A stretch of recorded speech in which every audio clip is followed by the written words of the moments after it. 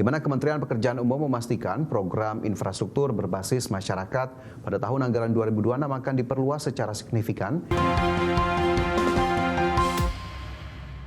Selanjutnya, pemirsa, program Padat Karya 2026 kembali menjadi prioritas pemerintah dalam menjaga stabilitas ekonomi masyarakat di tengah dinamika global, di mana Kementerian Pekerjaan Umum memastikan program infrastruktur berbasis masyarakat pada tahun anggaran 2026 akan diperluas secara signifikan dengan menjangkau 15.364 lokasi di seluruh Indonesia.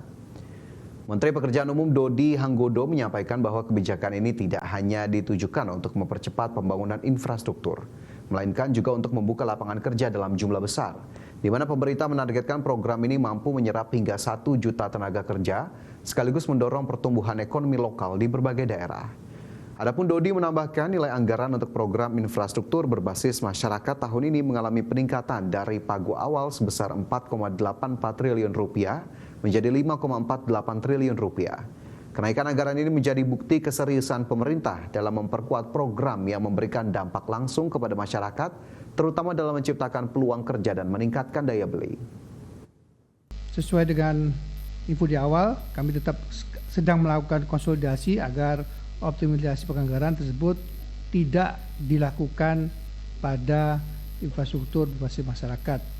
Tapi sehingga kami akan tetap mengalokasikan anggaran untuk IBM sebesar 5,48 triliun dengan konsekuensi penyesuaian pada anggaran kegiatan-kegiatan yang non infrastruktur berbasis masyarakat.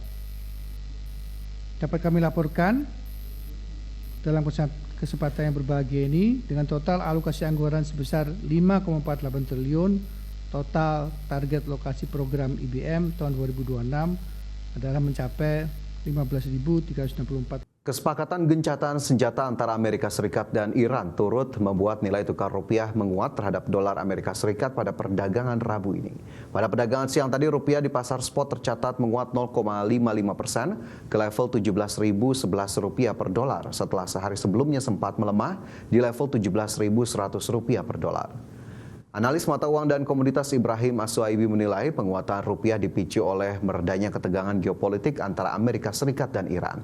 Selain itu, gencatan senjata selama 2 minggu termasuk pembukaan kembali Selat Hormuz mendorong penurunan harga minyak dunia yang sebelumnya sempat melonjak akibat eskalasi konflik. Ibrahim memperkirakan tren penguatan ini masih berlanjut dalam 2 pekan ke depan. Dengan adanya gencatan senjata selama 2 minggu ini, dia cukup positif untuk pasar. Ya, ini pun juga melihat dari pelemahan indeks dolar yang begitu tajam pada saat pembukaan pasar tadi pagi yang terjadi gap down yang cukup luar biasa. Ini berdampak terhadap penguatan mata uang rupiah. Rupiah yang saya duga akan menuju ke level 17.150 ya, dengan adanya pelemahan mata uang rupiah ini membuat rupiah kembali lagi mengalami penguatan. Walaupun penguatannya masih di atas 17.000, tetapi ini masih bisa berdampak ya positif terhadap. Pemirsa, lonjakan harga plastik akibat gejolak geopolitik di Timur Tengah diakui memukul para pelaku usaha mikro, kecil, dan menengah.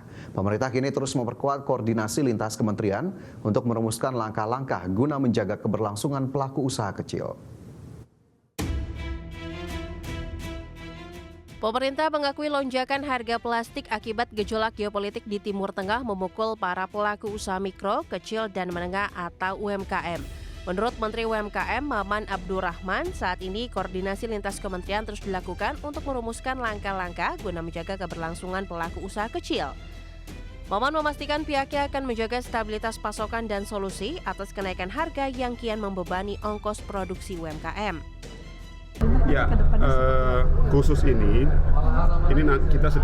saya sudah tugaskan Eselon 1 Pak Riza dan Pak Temi untuk bicarakan dengan Kementerian Perdagangan.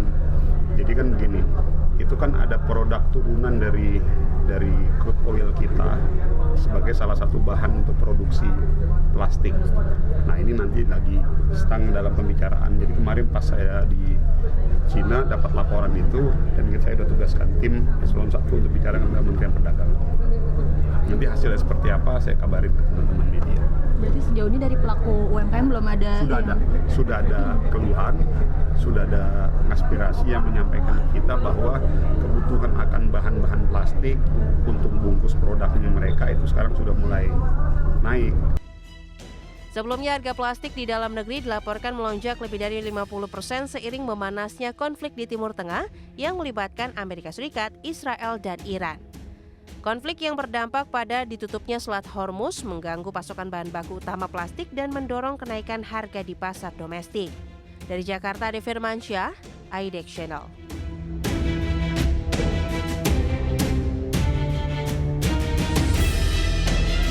Warga Iran turun ke jalan dan bersorak merayakan gencatan senjata selama 2 pekan yang diumumkan Presiden Amerika Serikat Donald Trump. Tidak hanya warga Iran, warga Irak di Baghdad juga ikut merayakan gencatan senjata.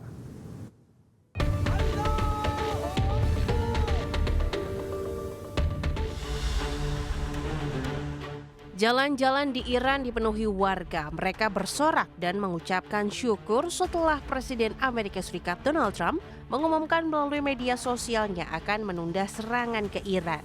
Pemerintah Iran menegaskan gencatan senjata ini adalah bentuk kemenangan Iran dalam perang melawan AS dan Israel. Meski ditunda selama 2 pekan, Iran tetap bersiap menghadapi serangan Israel. Tidak hanya warga Iran, perayaan gencatan senjata juga berlangsung di ibu kota Irak, Baghdad. Warga Irak turun ke jalan dan bersorak. Sebelumnya Iran telah ditarik ke dalam perang dengan kelompok-kelompok bersenjata pro-Iran dan pasukan Amerika Serikat melakukan serangan terhadap satu sama lain. Berbagai sumber, IDX Channel.